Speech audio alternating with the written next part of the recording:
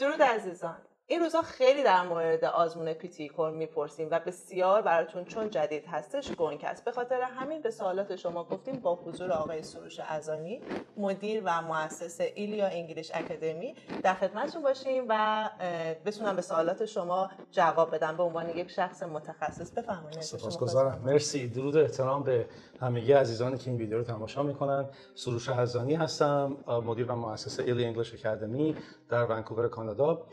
28 سال هست که در حوزه زبان انگلیسی فعالیت میکنم و 5 مدرک تیچینگ بین‌المللی دارم. مؤسسه ما یک مؤسسه آنلاین هست، در شهرهای مختلف کانادا همکاران قرار دارن. خیلی هم عالی. البته که شما چهره آشنایی هستین توی کانادا. ممنونم که قبول کردید تشریف آوردین اینجا و ما بتونیم از دانش شما استفاده کنیم. سپاسگزارم. در خدمتتون هستم. چیزی که وجود داره اینه که خیلی در مورد آزمون پیتی کور دارن صحبت میکنن. یه سری موافقن، یه سری مخالف این قضیه هستن و میخوایم امروز در موردش حرف بزنیم. اصلا بریم یه کار دیگه کنیم، در مورد آزمونایی که میتونن افراد بدن برای اینکه نمره زبان بگیرن بیشتر توضیح بدین. حتما. اول از آیلتس و سلپیپ شروع کنیم. حتما. ببینید، برای مهاجرت به کانادا شما خودتون بهتر میدونید که ما 5 مدرک زبانی میتونیم داشته باشیم که ضمیمه این مدارک مهاجرتی بکنیم که از این 5 مدرک 3 مدرک زبانی انگلیسی هست، آیلتس، سلپیپ و PTE و 2 امتحان فرنچ هست و تست و TF. خب ما در حال حاضر می‌خوایم در واقع روی اون آیلتس، سلپیپ و PTE در واقع تمرکز بکنیم. خب امتحان آیلتس رو خیلی از دوستان باهاش آشنا هستن، حتی اگه امتحان رو نداده باشن میدونن که در واقع چه نوع امتحانی هست و ساختار رو میدونن. بله. امتحانی که فکر کنم امتحان‌هایی که در واقع فکر می‌کنم برای دوستان ناشناخته باشه سلپی و در حال حاضر در واقع PTE هست که در واقع تازه معرفی شده. ببینید، خیلی میپرسن که و به این عقیده هستن که امتحان سلپی از آیلتس آسان‌تره و الان که PTE اومده میگن PTE از همه اینها آسان‌تره. من قویاً معتقدم که هیچ امتحان ساده‌ای ما در دنیا نداریم. یعنی همه امتحان‌ها level of difficultyشون همه در یک سطح هستش. برای مثال شما همین الان اگر که گوگل بکنید که 5 آیلتس چه نمره توفل هست، چه نمره سلپیپ هست، چه نمره PTE هست، در گوگل به شما یک جدولی رو میده و تمام اینها رو یک خطکش هستن.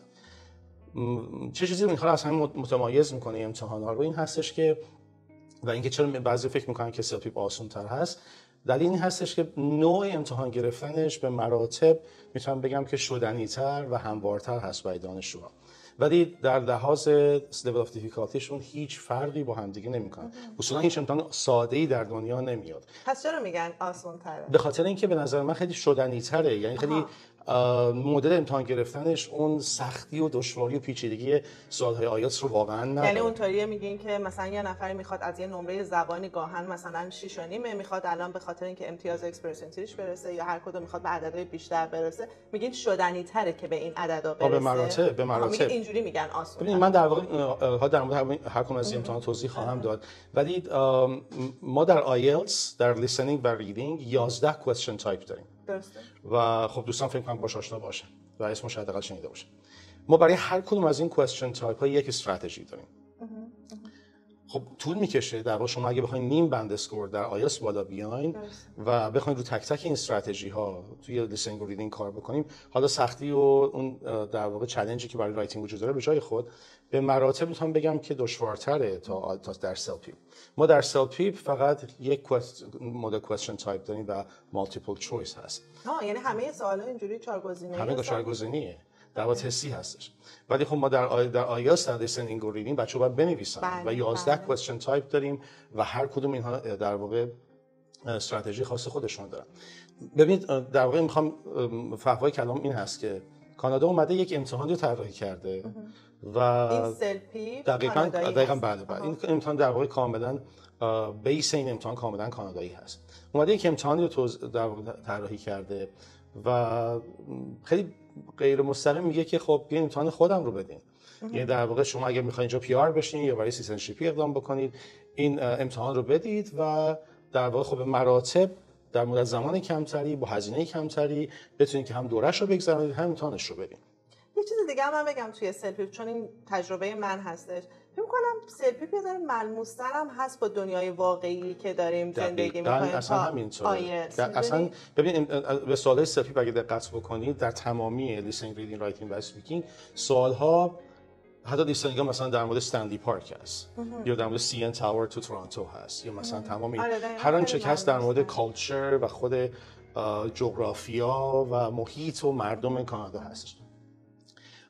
من یک اجازه داشته باشم یک در واقع در مورد آیلتس و سلپیپ یک مقایسه جامع‌تری داشته باشم. ببینید امتحان سلپیپ و امتحان آیلتس هر کدومشون و هر امتحانی که در واقع وارد بازار در واقع تستینگ دنیا میشه هر 4 تا مهارت رو در واقع تست میکنن. لیسنینگ، ریدینگ، رایتینگ، اسپیکینگ. امتحان آیلتس از 9 تست میشه. امتحان سلپیپ از 12 تست میشه. درست. و شما خوبه یا بده؟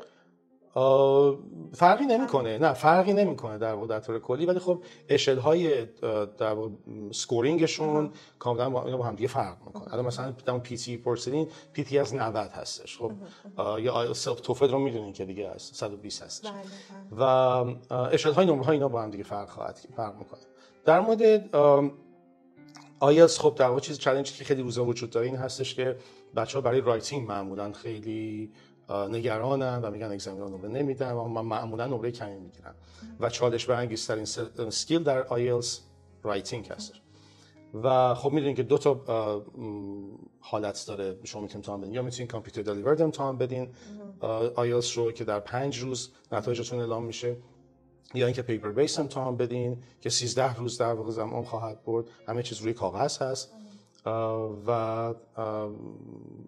البته چیزی که به خدمتتون میگم که این روزها با حالا رشد تکنولوژی و حالا شرایط زندگی دنیا اینطور هست که کم کم داره امتحانات به صورت کامپیوتری پیش میره. الان شما سلپی و پی تی امتحانات روزی که وجود داره این اتفاق براش داره میفته. و الان معمولا تست سنترها برای در سرتاسر دنیا کم کم دارن پیپر بیس رو زمانهاشو کمتر میکنن و بیشتر برای کامپیوتر دلیورد در واقع بیشتر وقت میدن. در مورد سلپیپ خب همون 4 تا هست، ولی در واقع چالش برانگیزترین سکیل ریدینگ هست و بعد لیسنینگ هست و بعد سپیکینگ و بعد رایتینگ. یعنی در واقع اصلا اون چالش رایتینگ آیلتس رو نداره. به همین خاطر بچه‌ها معمولا توی آیلتس سلپیپ ما داریم که خیلی نمره بالاتری میگیرن. در رایتینگ ما بارها داریم که 12 گرفتن، ولی 7 یا 7.5 در آیلتس واقعا یک دریمه این روزا. بله. و سخته از یه لولی بالاتر، یعنی وقتی می‌خواید 7.5 و یه عدد بیاین بالاتر بسیار کار سخته. اون مثالی که در مورد اون اکسپرتون زدم در واقع اینجا معنی پیدا میکنه که شما در واقع میتونید که با نصف اون زمان و هزینه‌ای که برای آیلتس بکنید نمره سلپیپ رو بگیرید. ببین امتحان آیلتس الان در کانادا حدود $350. امتحان سلپیپ $280. حالا آدمایی که تو ایرانن چجوری قابل دسترس هست این سلپی؟ ببینید امتحان آیلتس خب الان در تهران مشکلاتی داره، ولی خب شنیدم که در دوباره برگزار شده و یه سری تست سنترها بعضی دوباره شروع کردن امتحان رو. در ایران دوستان که در ایران تشریف دارن نه هیچ امتحان سلپیپی در ایران برگزار نمیشه. حتی پی تی هم که در مشاهده توضیح خواهم داد در ایران برگزار نمیشه و باید خارج از ایران برن. برای سلپیپ نزدیکترین در واقع سنتری که وجود داره دبی هست. الان در ترکیه برگزار نمیشه، باید حتما در دبی برن، یا کویت هست یا لبنان هست، کشورهای همجوار ایران این کشورها هستن. عربستان سعودی هست که میتونن شرکت بکنن. ببین در حال حاضر ما در واقع به صورت ادواری و خیلی منظم سال هاست که خب در واقع هر 2 هفته یک بار امتحان ماک تست آیلتس رو در مؤسسه برگزار میکنیم و الان همه چیز تو آنلاین هم برگزار میشه. چه دانشجو بخوان که به صورت پیپر بیس امتحان بدن، چه در واقع کامپیوتر دلیورد، این امتحان رو به صورت آنلاین روی نرم افزار زوم از هر کجای دنیا که باشن، چه ایران، کانادا و هر کشور دیگه براشون برگزار میکنیم. به جهت در واقع خب پارتنرشیپی که با سازمان پرومتریک داریم، تو سازمانی که در واقع سلپیپ رو هدایت میکنه در کل 24 کشور، خب میتونیم در واقع ماک تست‌های سلپیپ رو هم برای دوستان برگزار کنیم. هر کدوم از این تست‌ها 3 ساعت زمان خواهد برد با سوپرویژن خود ما و کارشناسمون در واقع در تیم ما. در زمان امتحان همه چیز انجام خواهد شد، پیپر به پیپر عوض میشه، دانشجوها هدایت میشن و در نهایت هم براشون کارنامه صادر میشه و همچنین یک فری کانسالتیشن برای حتی اگر نخوان از سیستم ما استفاده کنن از کلاس‌ها، براشون در واقع یک فری کانسالتیشن هم بعد از امتحان به صورت 1 تا نیم ساعت برگزار میشه. خب که خیلی عالیه، آدم‌ها میتونن بدونن که دقیقاً تو چه وضعیت زبانی هستن برای اینکه این اصلا انتخاب کنن. خب این هم در مورد سلفی با آیلتس. می‌خوایم در مورد آزمون پی‌تی‌کو هم صحبت کنیم. میخوایم بدونیم که حالا تفاوتی که اصلا خود آزمون پی‌تی‌کو رو یه ذره برامون توضیح بدین که اصلا این که اومده جدیده چه چیزی. امتحان پی‌تی امتحان تازه‌ای نیست. یعنی دوستانی که می‌خواستن در واقع به استرالیا و نیوزیلند سفر بکنن، این امتحان وجود داشت و در واقع از ایران هم دوستانی که می‌خوان در واقع عزیمت کنن و مهاجرت کنن به اون کشورها میتونن امتحان رو بدن، یا آیلتس امتحان بدن یا پی‌تی. خب به مراتب پی‌تی شدنی‌تر بود نسبت به آیلتس و دوستانی که می‌خواستن فقط برای اون کشور برن انتخابشون یک امتحان پی‌تی بود. ولی چیزی که میخوام در خدمتتون بگم در مورد امتحان PTE این هستش که همون ابتدای عرض هم عرض کردم که هیچ امتحان ساده‌ای در دنیا وجود نداره. یعنی همین امتحان PTE هم که در واقع الان برای کانادا معرفی شده که برای من خود راست عجیبه که چرا این اتفاق افتاده، چون امتحان سلپیپ که امتحان کانادایی هست گذاشتن این کنار امتحان سلپیپ به نظر میاد مقدار اپلیکنت رو گیج میکنه و تصمیمش رو دچار خدشه میکنه و براش این مقدار خب سخت خواهد بود. یک نکته‌ای که وجود داره در امتحان PTE این هستش که در امتحان PTE هیچ اگزامینری وجود نداره. یعنی همه چیز رو هوش مصنوعی و AI ایوالویت و اسس میکنه. خب این یه مقداری من رو خود میترسونه، میگم که اوکی خب الان من یه اشتباه بکنم AI چه هوشی داره، چه جوری رو در نظر میگیره و یه مقدار چالش برانگیزه، چون شما میتونید که در امتحان آیلتس و امتحان سلپیپ همه چیز خیلی استاندارد هست ولی به هر حال یک انسان اون امتحان رو ایوالویت و تصحیح میکنه و امکان ایمپرس شدن این اگزامینر وجود داره ولی با AI این اتفاق نمیتونه بیفته. مثلا بر فرض کنید که در امتحان PTE اینطور هستش برای مثلا در یک بخش‌ها شما باید که یک جمله‌ای رو براتون میخونه و بعد شما همون رو تکرار کنید و توی اون تکرار اون جمله خیلی فیچرها هست که شما باید رعایت بکنید. شاید به نظر خیلی ساده بیاد، از intonation، accent، fluency، accuracy، اصلا ریتم خود جمله، میدونید تمپویی که توی جمله بخواید داشته باشین و این رو با حالا لایه‌های خیلی تکنولوژی خیلی حرفه‌ای به AI دادن و نمیدونیم AI چه جوری می‌خواد برای شما تصحیح بکنه. آره کلاً آدم از AI یه ذره استرس‌ها داره، برامون ناشناخته است، خورده الان تازه اومده. مثلا وقتی که ما بعضی از پرونده هامون کلاً با همین AI بررسی میشه، البته در آخر آفیسری که روش تصمیم میگیره ولی همین AI که بتونه یک بار بررسی کنه تا وقتی که یک شخص مثلا آفیسر بشینه و اون پرونده رو بررسی کنه، برای ما هم یه مقدار این استرس وجود داره و بعضی موقع این اشتباهات پیش میاد حتی توی جواب. و شما اگر فرض کنید که در PTE نمره از یک اسکیل رو نگرفته باشین به چی میخواین اعتراض بزنید؟ درسته. AI که تصمیمش عوض می‌کنه. دوباره بعد رو اسکیل هایی که ضعف دارید کار بکنید و امتحان مجدد بدید. ولی شما در آیلتس و سلپیپ میتونید در هر کدومشون اعتراض بزنید، برای ریوالویشن در واقع اقدام بکنید و شاید نمرتون تفاوت پیدا کرد. من که کلا خیلی شوکه شدم از وقتی که فهمیدم که اصلا با AI قراره اینه. درسته که میگن 2 روز جواب میگیریم و سریع ولی به نظرم نمیشه خیلی روی AI. میگم هوش مصنوعی خیلی قویه و میتونه روش تصمیم بگیره ولی بعضی موقع هم مثلا همین مثالایی که میزنیم ممکنه ایراد اشتباهی پیش بیاد، یا اینه که وقتی یک شخص داره یک کاری رو انجام میده یه ذره بهتر به نظرم جواب میگیریم. تا من توصیه میکنم دوستانی که در واقع این ویدیو رو تماشا میکنن، اگر که شما در ایران هستین، خب از این 3 امتحانی که میخواین در واقع برای مهاجرت در واقع انتخاب بکنید، من توصیه میکنم که کم چالش ترین امتحان رو انتخاب بکنید. امتحان سلپیپ به نظر من امتحان شدنی تریه. به هر حال شما برای چه سلپیپ چه PTE باید از ایران خارج بشید. یعنی اگه بدین دوتا بخواید انتخاب بکنید، سلپیپ جواب خودش رو خیلی پس داده برای کانادا. کاملا مشخصه که چه استاتس و جایگاهی در کانادا داره این امتحان. امتحان PTE نه، هنوز نه، خیلی واقعا خود برای خیلی ناشناخته هستش. امتحان خوبی میتونه باشه و نه اینکه نباشه، ولی فکر میکنم که امتحان سلپیپ امتحان منطقی تری هست اگر شما بخواید که یکی از این 2 امتحان رو در خارج از ایران برگزار کنید، یعنی شرکت بکنید. اگر میخواین آیلتس رو در واقع شرکت بکنید، آیلتس ایران برگزار میشه در محدود سنترهای اونجا و کاملا یک فضای دیگه‌ای رو براتون خواهد داشت.